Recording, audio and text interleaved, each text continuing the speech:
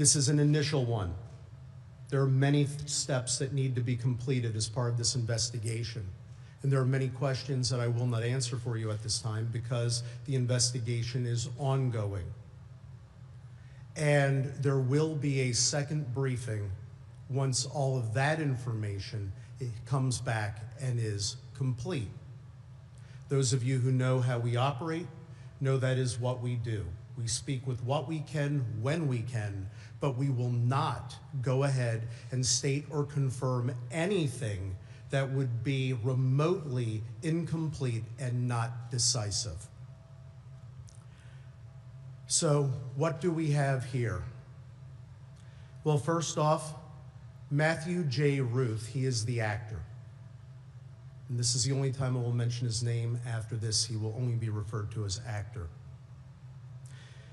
What occurred begins actually on September 16th at approximately 11:23 p.m., and we must start there, because this began as an incident of domestic violence.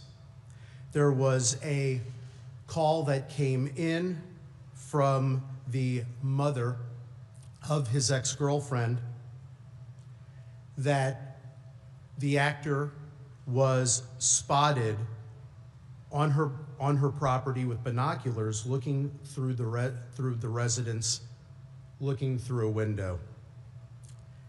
The mother of the ex-girlfriend advised that it was a white male wearing camouflage, and she could see him through a trail camera that was standing in her driveway. And while en route to the location,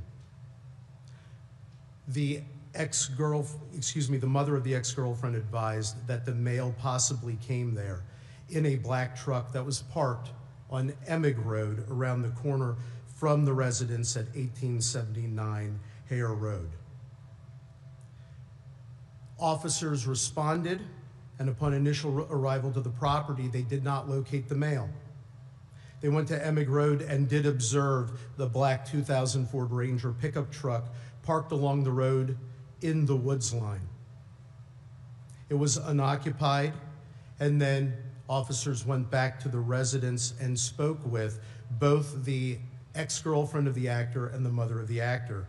And the ex-girlfriend of the actor had advised that on 8/20 of 2025, an unknown person set her pickup truck on fire while it sat in her driveway. She advised that at the time she suspected that it was her ex-boyfriend who was the culprit, but she wasn't sure, so she requested that the matter not be investigated further. The ex-girlfriend then showed a still photo from the trail camera, and what it showed was a white male wearing all camouflage outfit, standing behind the ex-girlfriend's truck in the driveway. And the male is looking through a scope device with it pointed towards the residence. The ex-girlfriend identified the male in the photo as the actor, and she advised that they put the trail camera up after the incident on August 20th of 2025. The ex-girlfriend confirmed that the actor was, in fact, her ex-boyfriend, and she suspected again that he was involved in the incident of setting her vehicle on fire. She stated that they had dated for only a short period of time and that the actor had never been to her house nor had ever been invited there. The ex-girlfriend also advised that the actor owned and often drove a 2000 black Ford Ranger pickup truck. And when they were reviewing the photo, the officers noticed that the actor had an AR-15 style rifle slung across his chest while looking into the residence.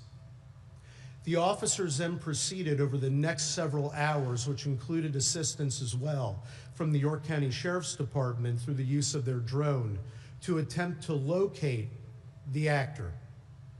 They could not find him, despite searching over the next several hours. A warrant was sworn out for the actor's arrest, and the charges in that matter included stalking and loitering and prowling at night. The next morning, detectives from the Northern York County Regional Police Department attempted to go ahead and locate and execute a search warrant on the known residence of the actor. Included in executing that search were 3 detectives: Detective Sergeant Cody Becker, Detective Mark Baker, and Detective Isaiah Emenheiser. 2 other detectives also participated in this search. They arrived at the actor's residence and communicated with his family at 12:11 p.m. They left the residence having interviewed family and having conducted search at 1:23 p.m. At 2:02 p.m., Detective Sergeant Becker, Detective Baker, Detective Emenheiser, and 2 other Northern Regional detectives arrived on scene at 1879 Hare Road, the location of the incident the previous evening. They arrived and they were searching for the actor. Also accompanying them to assist was a deputy sheriff from the York County Sheriff's Department to again assist with drone action and finding individuals through the usage of a drone. The search went on for the actor, which included various outbuildings, and the drone was being employed to also check neighboring fields.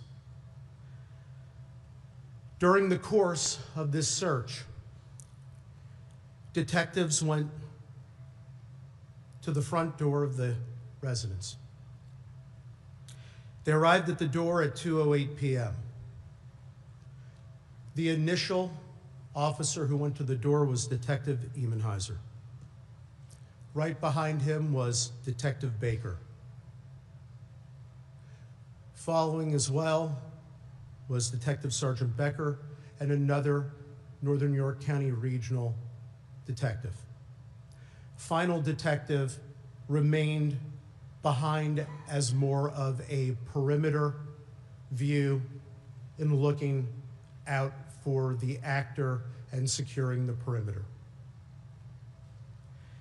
Detective Emenheiser discovered that the door was unlocked. Having remembered that the door was left locked by the ex-girlfriend and mother who were not at the residence because they went somewhere else for their safety, they decided that they were going to go in. The door was open, and upon immediately opening the door, the actor repeatedly fired at the officers with multiple rounds from an AR-15 styled rifle with a suppressor, immediately striking Detective Baker, striking Detective Sergeant Becker, striking at Detective Emenheiser, who he and the other Northern York County Regional detective who were there closest to the house, as they tried to go back for cover position, he repeatedly fired upon them. All 4 detectives went down.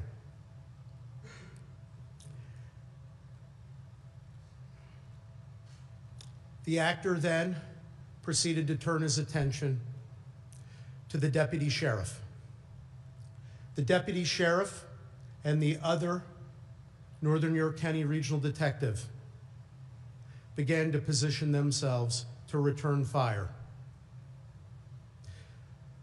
The Northern York County Regional detective repeatedly fired at the actor. The actor did strike the deputy sheriff who was by his vehicle and also struck the vehicle. The deputy sheriff did himself remove his 9mm. The Northern York County Regional Detective was firing at the actor with his AR-15 style rifle. The actor repeatedly was firing his rifle at the deputy sheriff, striking him. The deputy sheriff went down and went to try to retrieve his rifle and go for safety, as well to take cover to return fire. The actor went up towards the roadway where the vehicles were to engage in fire with the deputy sheriff continuing to fire at him. The deputy sheriff returned fire with his 9mm handgun. The Northern York County Regional Detective also was returning fire with his rifle. While up at the roadway when the actor was there was a final exchange of gunfire. After that exchange, the actor went down. The actor became deceased. Following this, the Northern York County Regional Detective immediately went to see about rendering aid. He immediately went down first to his fallen officers from Northern York County Regional Police Department by the house and discovered detectives that were non-responsive. Detective Sergeant Cody Becker, Detective Mark Baker, and Detective Isaiah Emenheiser were all killed following the brutal ambush that was committed upon them by the actor. The final Northern York County Regional Detective was critically wounded. The other Northern York County Regional Detective immediately began to render aid, as he also called out to have responses from other law enforcement and other emergency responders. After rendering aid there, he realized that the deputy sheriff was also critically injured. The detective for the Northern York County Regional Police Department responded to the deputy sheriff and immediately began rendering aid to him as well. From the time period when the detectives arrived at the front door preparing to enter to when the shooting stopped, they arrived at the front door at 2:08 p.m. All shooting had stopped by 2:10 p.m. and 16 seconds. At 2:14 p.m., the first additional officer arrives, another member of the Northern York County Regional Police Department. The detective rendering aid to the deputy sheriff requests that the other Northern York County Regional officer go over and place handcuffs upon the actor, not knowing his full status at that point. That was done so. And then numerous other law enforcement agencies and emergency personnel came to the scene to assist and render aid. The Pennsylvania State Police, as mentioned previously, took over lead in the investigation assisted by our county detectives. Numerous law enforcement agencies came to help to secure the scene, help with any rescue efforts. And when I say numerous, I can't tell you how proud I am of every single law enforcement officer in this whole county. They all came from everywhere to be there to help in any way they could. A search of the scene revealed numerous locations of various ballistics evidence that in a future briefing we will be able to catalog to go ahead and explain what it is following ballistics testing and following other information. Needless to say, at this point in time, from what I was able to observe on scene, as shown and explained to me by the investigators, it corroborates fully what we have just stated and also shown through visual and also through other interviews.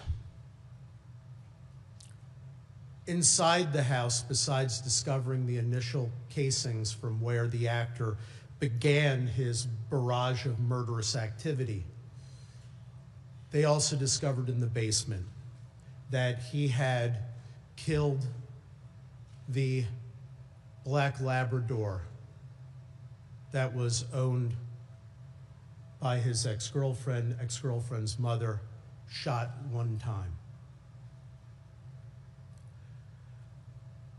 We are currently investigating further aspects of motive.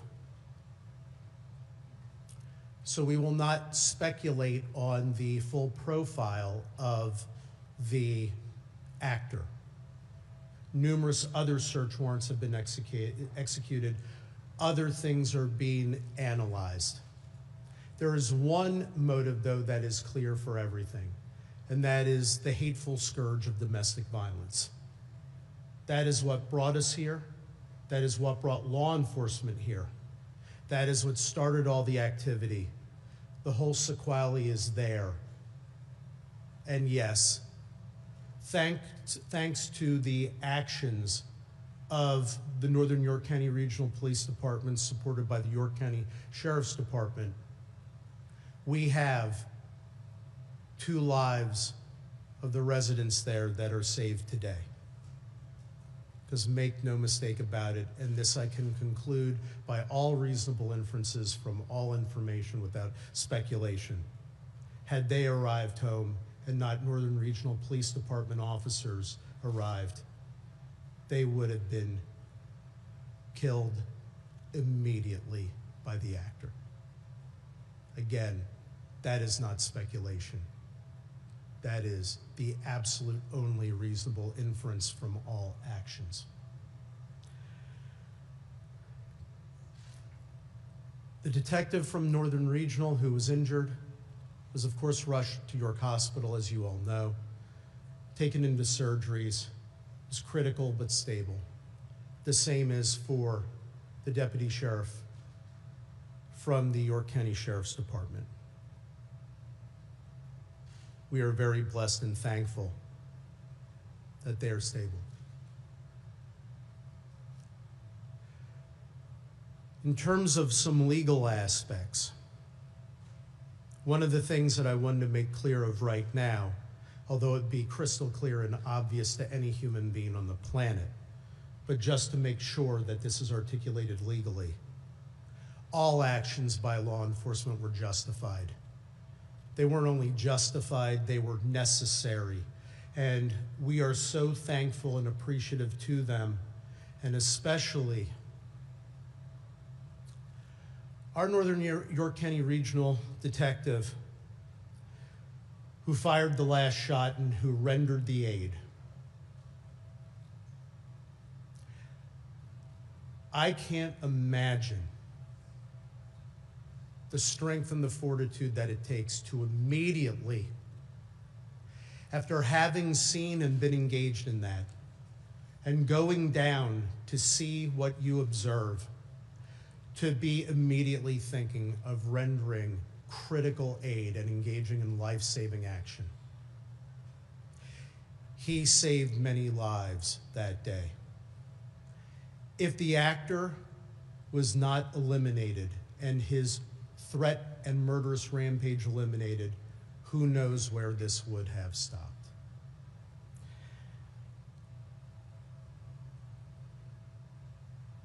Detective Sergeant Cody Becker, Detective Mark Baker, and Detective Isaiah Emenheiser were all credits to law enforcement. I personally knew them very, very well. They were wonderful. They were mission-driven, and that day they continued their mission. Well, their mission is now complete. You kept the faith, You ran the race. You fought more than a good fight. You fought the critical fight for us. Job well done. Mission well served. And we will love you forever and all eternity. Final comment I want to make is about York County. This is my home. This is our home.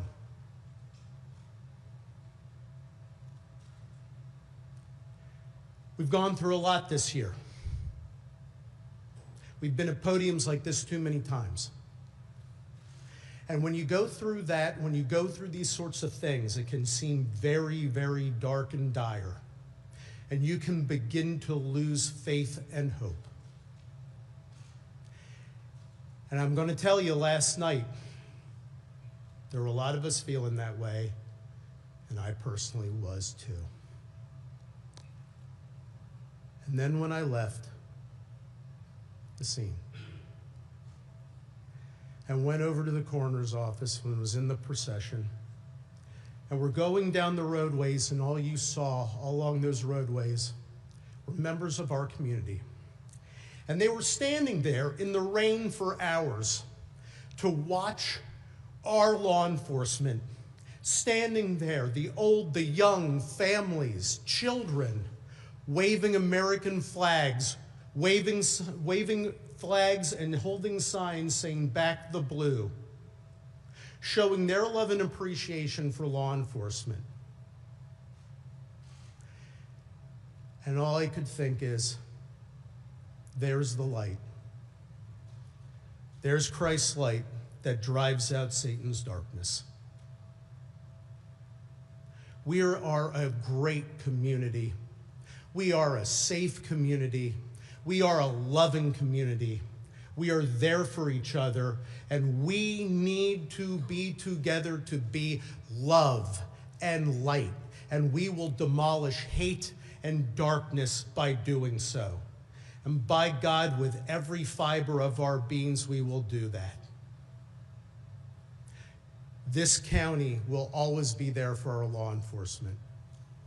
And our law enforcement will always be there to protect and serve you. God bless you, York County, all that you are, all that you stand for. And we are so proud to serve you every moment of every day. With that, I'm going to ask my dear friend, Dave Sunday, to speak. And before I do, I want to mention something special about him. Yes, he's our Attorney General, and yes, he was the former DA. But he plays a more critical role in our lives, and in my life in particular. He's one of the best friends I have. And he came to the scene last night, not to be Attorney General, not to be a politician, not to even go ahead and be extra law enforcement. He came there at my request because we needed his friendship and love. And you know what in life? That's more important than anything else. And more important than calling him my former colleague, my former boss, and our Attorney General. I call him my friend. So, my friend, if you'd like to say a couple words.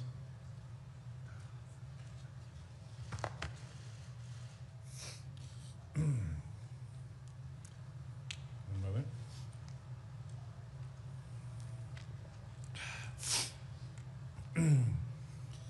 Good afternoon. After tragedies like this, we often look for reasons to explain unreasonable and unexplainable events, but oftentimes none come. Yesterday, 3 families received the call that law enforcement families fear each and every single day. They may not always talk about it or acknowledge it, but that fear is always there and very, very real. The fear that their father or their mother, husband or wife, beloved partner will not be returning home. I pray for the families who are dealing with unfathomable loss, and our hearts remain with the two families who received a call about their loved ones being seriously injured, and we pray for their recovery. This law enforcement community needs us right now. These families need us. The police departments, York County and the Commonwealth needs everyone to respond with grace, with love, with support, and yes, prayer. Police officers do not ask for awards, accolades, or attention. But the truth is, every single day, they're standing up for their communities, for many people who they have never met before, and putting their lives on the line. Many of us have been in a position where there's been an emergency in our lives, and we've needed help. And we've had to call 911, and the police come. And they oftentimes can fix a situation. They can make you feel better. They can take care of you. And after that's over, they leave. And as a family, you may come together and say, thank God we got through that. We're okay. But those police officers move on to the very next call. And then they move on to the very next call. Every day, every week, every month, for years, decades sometimes. And they don't have the luxury of taking a break and saying, you know what, we took care of that one, we took care of that family, we're fine. And this kind of detail in particular, when you're talking about a warrant, is some of the most absolute dangerous work our police officers do, because they never know exactly what they'll encounter. The officers involved with this incident went to a home to protect a woman and her children. They encountered a force of evil, hell-bent on taking lives. Think about that. Think about what these officers went through. And I ask, do police officers not deserve the full embrace and support of society? Being a police officer means kissing your spouse or partner and children goodbye every single morning or afternoon, depending on your shift, and heading off to a job where you have no idea what you're going to run into that day and what will be required of you. Our police officers today are so much more than law enforcement officials. They're social workers, mental health professionals, counselors, crisis interventionists, child care workers. And they have the bright light of public opinion and judgment shining on them every single day. But yet they perform their duties without hesitation, true to their oath to protect and serve. Yesterday, 3 brave officers gave their lives to fulfill their duties. In the midst of that gunfire, their mission expanded from protecting a family to saving one another, and those actions saved lives. Without committed, qualified police officers, any and every community in our nation is susceptible to lawlessness and disorder. Families and children are vulnerable. Our older residents are vulnerable. Who's going to hold the line between a free society and lawlessness? Well, we all can play a role. I've heard it said before that more and more we have come to expect less and less from each other. Looking around our world, it's hard to argue with that. Society has become programmed to devalue human life. Perhaps it's social media or the news environment that thrives on outrage, or the loss of in-person connections and relationships. But that doesn't mean that we have to accept it. We have to get past the attitude that we are not each other's keeper. Step away from the keyboard and talk to a stranger, talk to a neighbor, find a place to lend a hand. If we can't get beyond that attitude of selfishness for the sake of our society, then do it for the sake of these men, these heroes and their families. As one of Pennsylvania's most famous and favorite sons, Fred Rogers once said, "Look for the helpers." I implore us all to not only seek out the helpers, but support and empower them, emulate them. Again, the answers we seek, the logic or reasoning to explain how such a horrible, unimaginable tragedy can happen, they are hard to come by. So let's not rely on answers and instead take action. Not all of us swear the oath to protect and serve. Not all of us put on a uniform, but we are all capable of being the unrelenting force that overcomes evil. And I think we are. Late last night, after spending the evening at the scene of this horrific crime with our fallen heroes, my friends that were partners when I served as a district attorney, we made a very sad journey with their bodies to York. The rain was falling as if God himself was mourning with us. As I looked outside my vehicle window, lining each rural road, outside each home, standing in the rain were our fellow York Countyans, with American flags, holding a vigil for these men and honoring their sacrifices. I want everyone to know how important that was to the police officers and the law enforcement community of York County. It was so important to each of us who knew these men and considered them friends. That is the humanity that we need in this moment and in our world. Thank you. May God bless and keep these men and their families, and may he protect the men and women in law enforcement every single day. Thank you.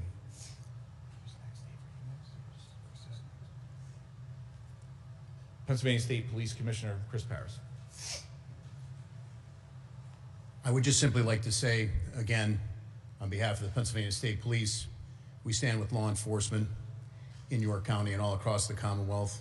We will continue to provide any and all resources at our disposal to ensure that the investigation is completed. The district attorney here in York County, our attorney general, as well as the Northern York County Regional Police Department and the York County Sheriff's Department, I will say from a perspective of a police executive, they are a credit to law enforcement, the diligence with which they carried out this investigation from its onset, and the way that they doggedly and methodically did what they had to do in order to preserve life and seek justice is something that I know all people in York County and all people across the Commonwealth should be very proud.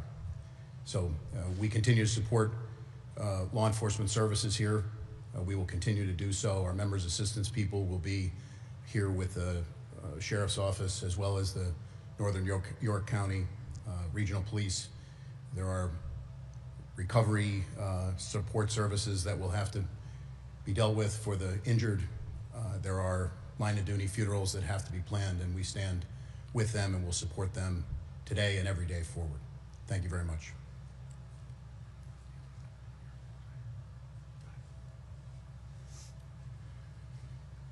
I stand here today to tell you the obvious. Our office is grieving. Our community is grieving. Our fellow men and brothers and sisters in blue are grieving. But what I can tell you, the only way we're going to get through this is prayer. And the support and the overwhelming support from our community, our law enforcement brothers and sisters, helps us to get through this. What I'd ask you to do is pray for my fellow colleague, Dave Lash. 3 of his men paid the ultimate sacrifice.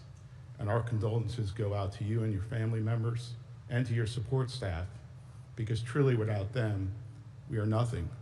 They support us every day. I see them over there grieving. I would ask you to go home and pray. And with God's grace, we'll get through this. And pray for one of my officers that are now in surgery comes through. Appreciate the public support. Thank you.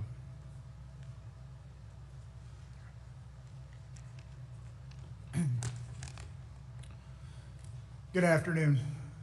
My name is Dave Lash. I'm the Chief of Police of the Northern York County Regional Police Department. Yesterday was a dark day for the Northern York County Regional Police Department and for all of York County and our communities. We are mourning the loss of 3 of our officers, and we continue to pray for the recovery of our 4th and also for the recovery of the York County Sheriff's Deputy. I want to take a moment to recognize the the 3 officers we lost: Sergeant Cody Becker, Detective Mark Baker, and Detective Isaiah Emmenheiser. Each of these men represented the very best of policing. They served with professionalism, dedication, and courage. They were leaders within our agency, committed to protecting this community and standing beside their fellow officers. Unfortunately, their deaths are the stark reminder of the risks law enforcement officers accept every day. They knowingly place themselves in harm's way to keep others safe. For that, we are forever indebted to them and their families. Currently, our administrative offices are closed, and police coverage in our municipalities is being provided by neighboring departments and the Pennsylvania State Police. We are grateful for their immediate support in helping us maintain public safety while our department works through this tragedy. The Northern York County Regional Police Department will return to patrol operations tomorrow on Friday, September 19th at 1900 hours. Until then, our partners will continue to ensure uninterrupted police service in our communities. We know the community wants to help, and an official endorsed donation portal will be announced shortly. This will ensure that all contributions go directly to the families of our fallen and injured officers. On behalf of the Northern York County Regional Police Department, I want to thank the community, our law enforcement partners, our elected officials, for their overwhelming outpouring of support. While nothing can erase the pain of this loss, your strength and compassion will help us and the families of Sergeant Cody Becker, Detective Mark Baker, and Detective Isaiah Emmenheiser as we move forward through the difficult days ahead.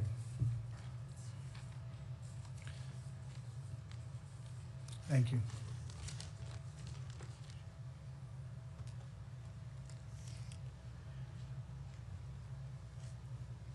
That concludes the comments that we came here today to make to everyone.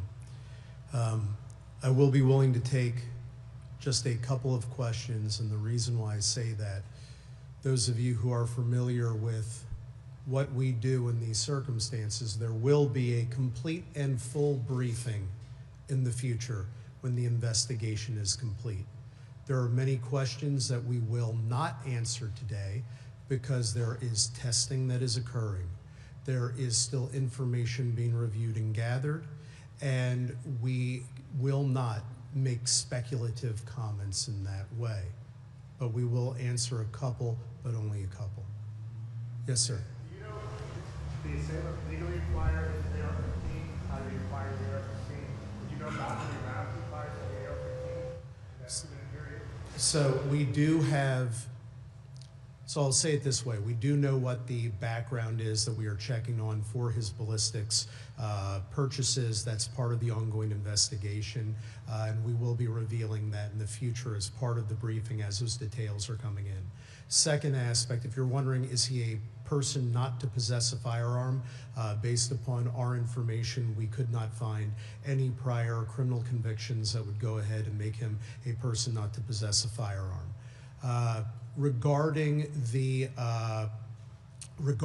any issues with the quantity of ballistics, the only thing that I'll say at this time, a count was being done, but you have to go ahead and determine from which firearm something was discharged. There are methodologies for doing that. We are engaging in those ballistics aspects. So at this time, the only thing I will say generally is he fired many and multiple rounds, because to go more specific could lead to a misstatement of fact, and I will not do that.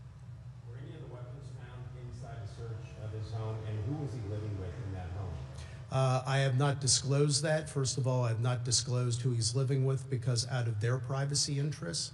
Second, all of the aspects of the secondary search that is ongoing, those items are being cataloged and are being reviewed. They'll be part of a further briefing in the future, but I am very sensitive to the privacy interests of non-involved individuals as part of an incident, including, as you'll notice, the only names that were mentioned, one mention of the actor, and the names, of course, of our fallen officers. That is out of respect to their privacy interests. But in the future, with the briefing regarding that question, we will be going into detail of a cataloging of background aspects of this individual. So as I stated previously, and I'll just repeat this one more time, at 2:08 p.m., the officers were at the front door of the residence, what we are designating as the front door of the residence. The actor was just inside the door. When the door opened is when he began to fire. How did he enter? What's that? How did he enter the home? I'm sorry, you got to speak loud. How did he get access into the home? So that is under investigation and review as well. They were conducting a more thorough search of the house, looking for those aspects. One thing we do know about him from what we were able to reveal at this point with full confidence and certainty is he carefully surveilled the entire residence and the outbuilding areas. So what methodology he used is still under investigation. To gain the access at this point in time, the only thing with 100% certainty that is appropriate for me to state is he did in fact gain access, had been inside, was armed, and did discharge his firearm from inside of there, and in fact also killed, like I mentioned, the family dog. Sir, can you tell how long before 2:08 he may have been in the house? So the only thing I will say at this point, we know he was in the house before 2:02 p.m. We know that he was not at his residence as of the police leaving at 1:23 p.m. In terms of the actually being inside the residence, from where he filed the fatal shots of his ex-girlfriend and her mother, that residence, that is still under investigation to see if we have clues of a tighter timeline than when police left in the early morning hours of the previous evening to the time of 2:02 p.m. The fifth officer, I think he was not harmed in any way, and to put a finer point on it, you believe that he fired a fatal shot that killed the suspect, is that correct? So what I'm going to say at this point, first of all, he did not suffer injury, physical injury he did not suffer. The trauma of an incident like this is unimaginable, but he did not suffer physical injury. Concerning the exact wound locations, ballistic aspects, all the things that will go into those evaluations, the reason why I do not want to comment on any of those matters at this time is, first of all, we have autopsies that are pending. They're occurring Friday and Saturday. There will be autopsy reports. And then there will be ballistic reviews. And I want to make sure that the next time I come before you, that I am able to state definitively what the order and aspects of the shots were from which weapon. So accordingly, that's why I am being resistant at this time. My statement of justification is blanket for every member of law enforcement, regardless what, where, whom, every single one of them, every action they took was 100% justified. But the specifics will be coming, but I must have those aspects of the investigation completed. It could be self-inflicted. What I have done at this time is I am waiting to go ahead and hear every aspect of the ballistics. There are many things that I do know. I do not commit to anything without having all information. So if I sound uncommittal, it's because every time that somebody says a comment of speculation, so many times it gets proven wrong, and then it leads to more harm than good. So I am only going to state that it was a final exchange of fire. We know that for a fact from the evidence that we have. Following the final exchange of fire, the actor became deceased. So I will leave it at that. You will know more in the future. I will take one more question because I know many of these questions will be the subject of the next briefing, and I hate having to repeatedly say this to all of you.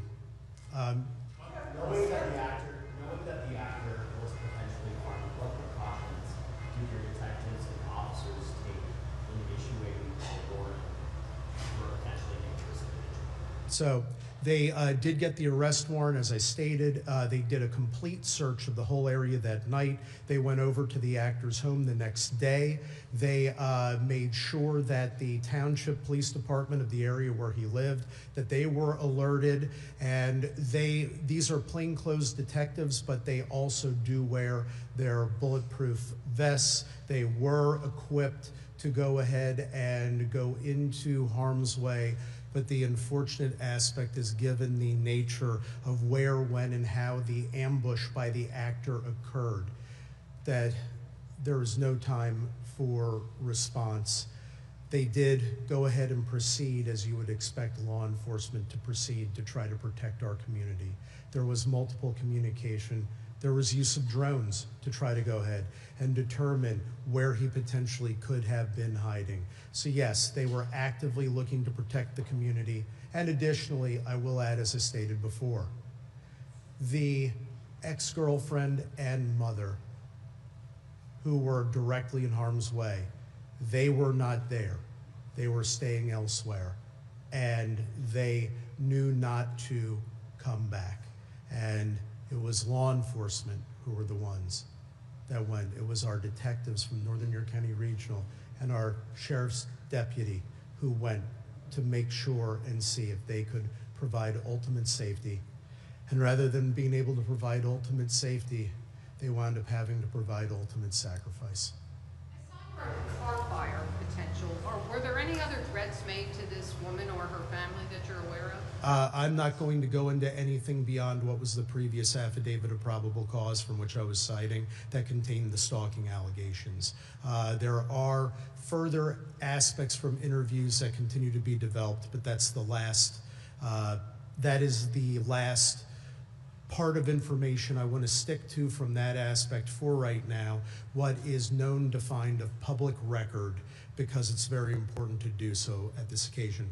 Thank you all very much for being here. Chief, can you spell the names of the slain officers, please, and their ages?